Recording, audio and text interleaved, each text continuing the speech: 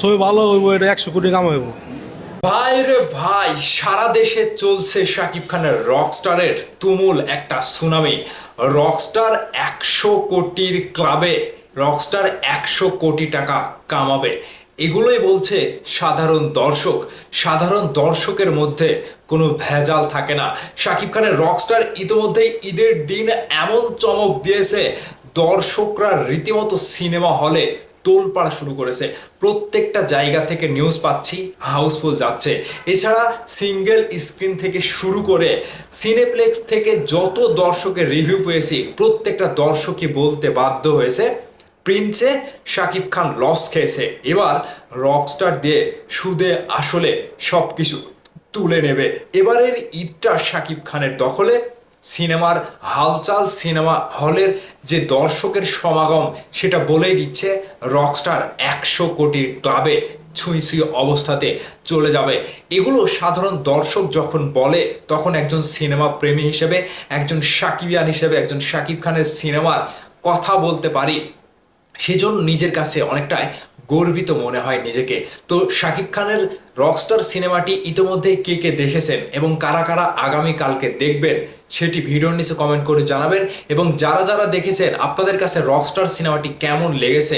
এছাড়া সিনেমা হলে গিয়ে যারা রিভিউ দিচ্ছেন, তাদের রিভিউ আমরা দেখছি এবং দর্শকরা যে মতামতটা দিচ্ছে, যে শাকিব খান যে অভিনয়টা দিয়েছে তার ক্যারিয়ারে, এই সিনেমার অভিনয়টা জাতীয় চলচ্চিত্র পুরস্কার পেয়ে যাবে, এরকমটাই দর্শকের মুখ থেকে শোনা যাচ্ছে।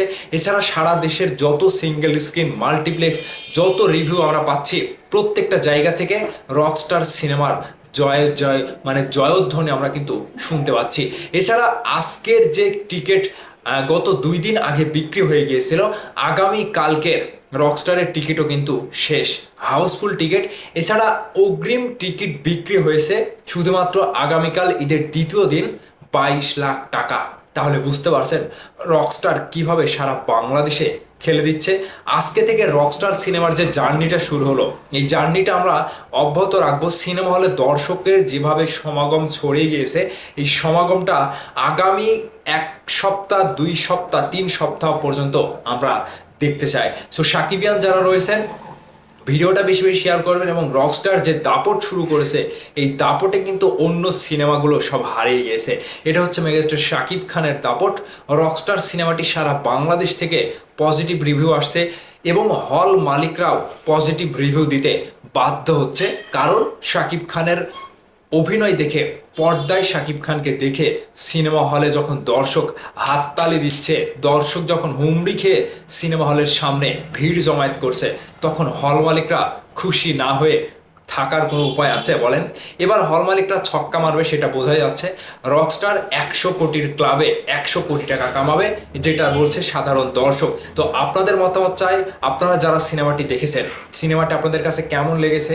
100 কোটির ক্লাবে রকস্টার যেতে পারবে কি না, অবশ্যই ভিডিওর নিচে কমেন্ট করে জানাবেন।